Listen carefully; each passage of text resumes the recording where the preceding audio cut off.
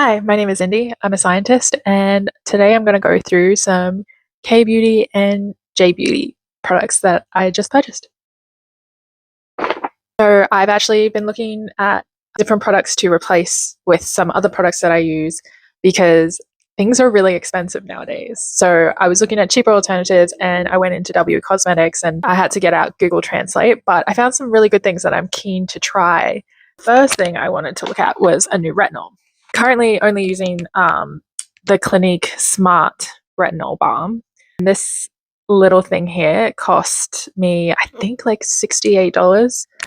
Like, it's literally a stick that I would just put on my lines.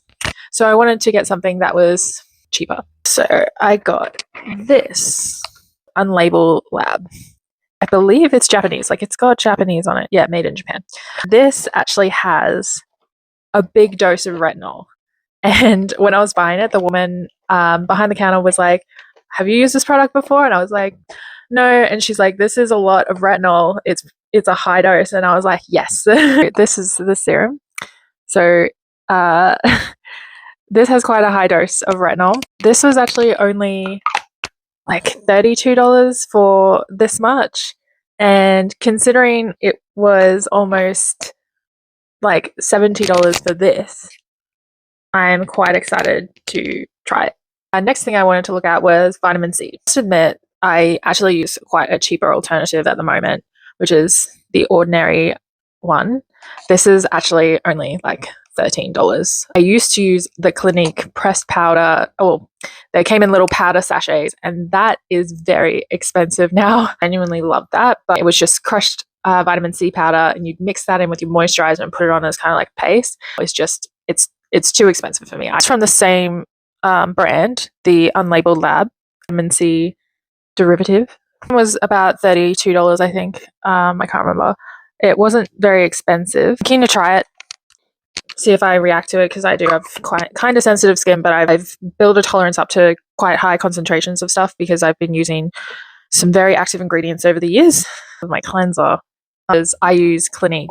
So this foam cleanser is like, I think it's like $40. Like, I was like, I need to find something less expensive. It was actually recommended by one of my friends who loves K Beauty, Anua Heartleaf Pore Control Cleansing Oil.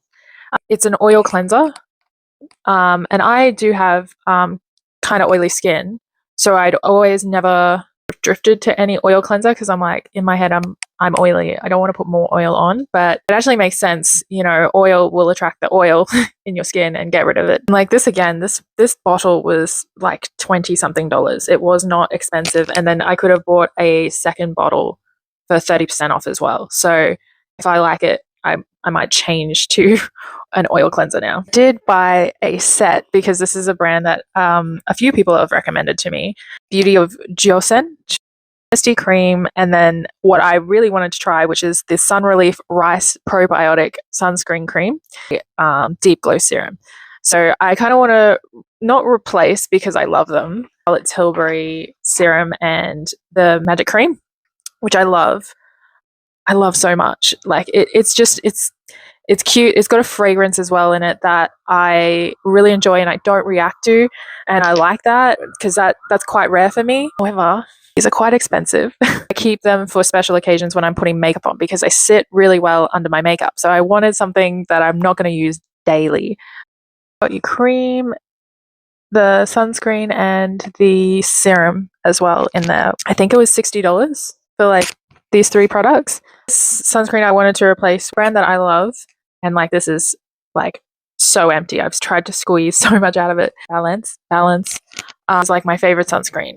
At one point, there was a time on the website where you could buy this in like a massive bottle, and I bought like 3 of them. But it was out of stock for like, I feel like 2 months. I ran out and I had to find alternatives. So I just bought a bunch of different sunscreens.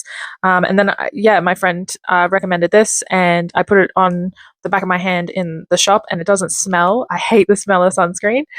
So it was good. And it's got probiotics in it, which is good for your skin microbiome. This I kind of bought separately. I just wanted to try it. It's that Viral Tear foundation, and I actually really like it. It's quite thin and lightweight on your skin. I heard a few people don't like the smell of this. When I smell this, I get that it has a bit of a chemical smell. It reminds me of one of the antimicrobial sprays that I use at work. So I find that kind of comforting.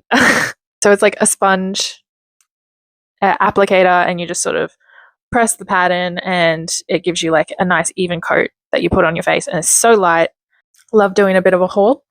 Those are the products that I chose and why I chose them, because they're quite inexpensive. And when you got Google Translate out, I hope it was correct, some of the ingredient lists were quite similar to things that I already wanted to have in my products. So it's going to be nice if I test this all out and I have no reactions and I get results and I have a cheaper alternative. I'm also heading to Korea in May, and I'm very excited to do treatments and K-beauty and shop. I'm very excited. Going with my girlfriends, and they speak Korean and I don't. I speak Japanese. I'm going to try and learn a bit of Korean before I go. Just a disclaimer, I am not a dermatologist or a doctor. I'm a scientist. I have done cosmetic science. However, I don't have a PhD or a doctorate yet.